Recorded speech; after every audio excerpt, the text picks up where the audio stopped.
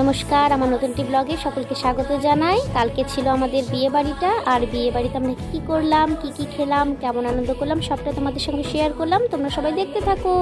আজকে আমাদের একটা বিয়ে বাড়ি আছে, তার জন্য আমরা রেডি হচ্ছি সবাই। আর আমরা রেডি হয়েছি, এবার বেরোবো করছি নাকি বড়দা? এই যে হচ্ছে আমাদের বিয়ে বাড়ি যাওয়ার ফাইনাল লুক। এটা হচ্ছে বৌদির, আর এটা হচ্ছে আমার, আর এই যে মা, আর এই যে হচ্ছে রীতি বাপির ফাইনাল লুক। আর এই যে নিকো বসে আছে, ও ভাবছে সবাই চলে যাচ্ছে কোথায়। আর এইটা হচ্ছে বড়দার ফাইনাল লুক। পৌঁছে গেছি আমরা বিয়ে বাড়ির ডেকোরেশনটাও খুব সুন্দর করে সাজানো ছিল। এবার তোমাদের বলি বিয়েটা ছিল কার। বিয়েটা হচ্ছে আমার বৌদির মেজদির ছেলের বিয়ে ছিল, আর তার রিসেপশন পার্টিতেই আমরা সকলে এসেছি। ভাই আসতে পারেনি, ভাইয়ের একটু কাজ ছিল বলে।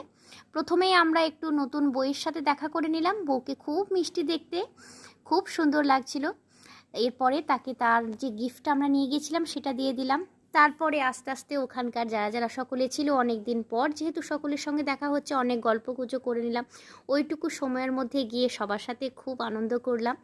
আর তার সাথে ফটো ভিডিও তো ছিলই, কারণ বিয়ে বাড়ি যাবো ফটো ভিডিও তুলবো না তা বললে তো চলে না।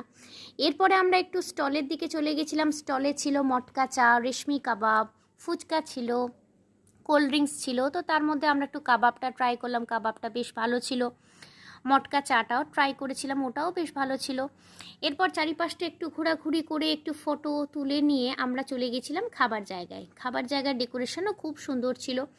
প্রথমেই দিয়েছিল স্যালাড আর সস, তারপরে ছিল ফিশ বাটার ফ্রাই, যেটা আমার খেতে খুব সুন্দর লেগেছিল। এরপরে ছিল রাজকচুরি, চানা কিমা, প্লেন রাইস, তার সাথে নবরত্ন আর দই কাতলা করেছিল, যদিও আমি নিইনি। এরপরে ছিল ফ্রাইড রাইস আর মাটন কষা, মাটনটা খুব সুন্দর হয়েছিল। তারপরে ছিল চাটনি, পাঁপড়, রসগোল্লা, সন্দেশ, আর শেষ পাতে ছিল আইসক্রিম আর পান।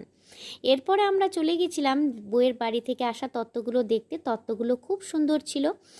আর ওখানেই ছিল আমার একজন ফলোয়ার্স, সে আমাদের রিলেটিভের মধ্যে পড়ে। এই যে হলো পল্লবী দি, আমার সমস্ত ব্লগগুলি দেখে, তার খুব ভালো লাগে। তো এইভাবে যদি আপনারা আমাকে ভালোবাসা দিতে থাকেন, তাহলে আমি আরও নতুন কিছু করার অবশ্যই চেষ্টা করব। পাশে থাকবেন সকলে।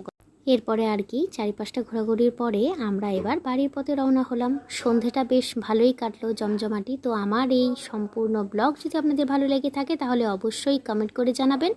আর ভালো লাগলে আমার পেজটিকে ফলো করে দেবেন। চলুন আজকের মতো আসি তাহলে, ভালো থাকবেন সকলে, টাটা।